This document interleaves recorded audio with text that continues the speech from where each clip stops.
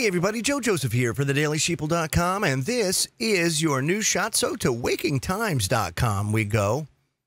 Activist Post mirrored their fine article here about Nikola Tesla and how he relied on the power of visualization and how you could use it in your life. He says, although it's, Dylan Charles writes, although he was unique in many ways, one of the most fascinating aspects of Nikola Tesla's life was his extraordinary power of visualization.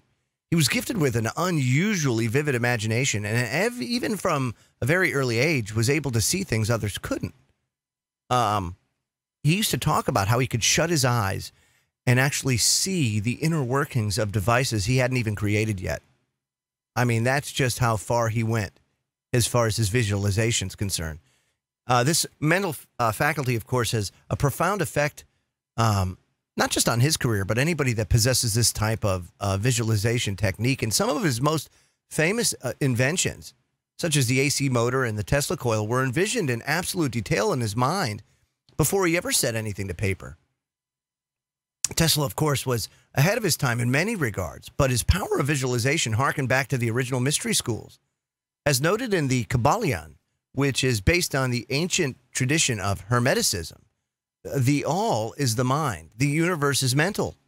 For a very long time, we've known that reality is first and foremost created within the mind. That's why science, science has such a hard time. They can quantify the brain. They can tell you what the brain is. They can tell you what it's made up of. But when you talk about mind and you start bringing mind into it, it totally kills everything. Science has no answer for the mind. None. There's no way to really quantify mind, and does it really reside in the brain? These are things that I don't think science has even scratched the surface on. But there is ways to improve that connection to where you're going. Some people call it subconscious. It says here, this is from the Kabbalion, is there no way in which man creates? Yes, there is. He creates mentally, and in doing so, he uses no outside materials, nor does he reproduce himself, and yet his spirit pervades the mental creation. We are justified in the considering that the all creates the universe mentally, in a manner akin to the process whereby man creates mental images. The all can create in no other way except mentally, without either using material, and there's none to use, or else reproducing itself. Now it goes on to say, inherent in our human capacity to physically manifest ideas generated within the mind, and while some seem to have greater natural ability for this than others, we all share the same anatomy, and as such, we can all employ visualization with great effects in our lives. We most certainly can. Tesla, much of his power came naturally to him. But Al Smith, who wrote the book, How We Create Reality, he points out, Imagineering is a conscious process.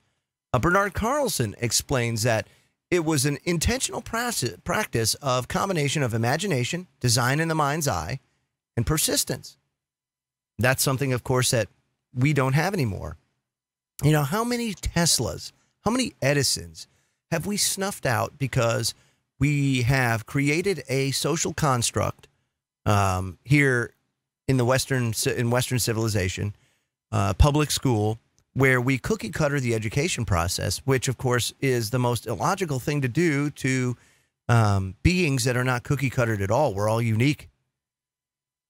And as a result, a lot of children rebel. They don't do well, even though they may be smart.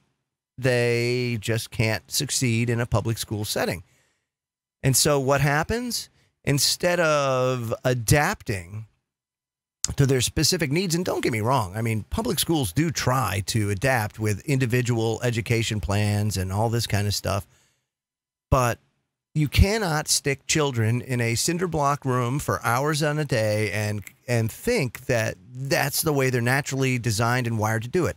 It was all meant to institutionalize our young, so that come time for them to take that factory job, they would do so with little fanfare, and they would go out and they would do their stuff with little questions asked.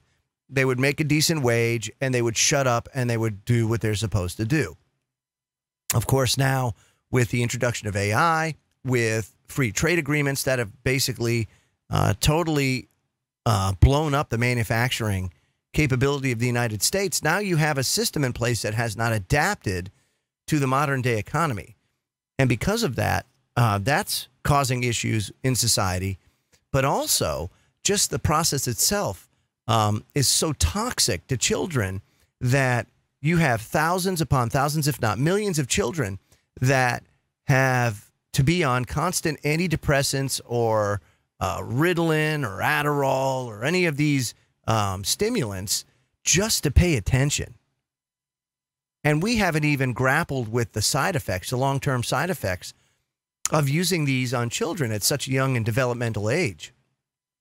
A lot of it snuffs out that creativity, that imaginative force that Tesla and Edison and Einstein found pivotal to discovering a lot of the things that they discovered. Einstein would just sit as a patent clerk for hours on end, daydreaming about calculations and visualizing them. You know, same with Einstein, same thing. There was the mind's eye where they created it and then they put it to paper and then they built it. But it was this first, the imagination. And we really need to get back to that, you know, and reharness that capability, because we're snuffing out our talent, folks. And we're really just becoming a nation, a world, if you will, of automatons. And I'm sorry, but we can't keep going on that way, because if we do, we will need AI to manage us and change our diapers and everything else, because we will be invalids, if you will. Almost akin to the movie WALL-E, if you will. Go and watch that movie.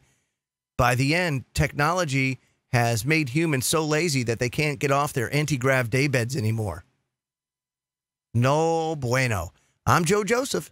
This was thedailysheeple.com's news shot. Feel free to comment below and visit our website at thedailysheeple.com.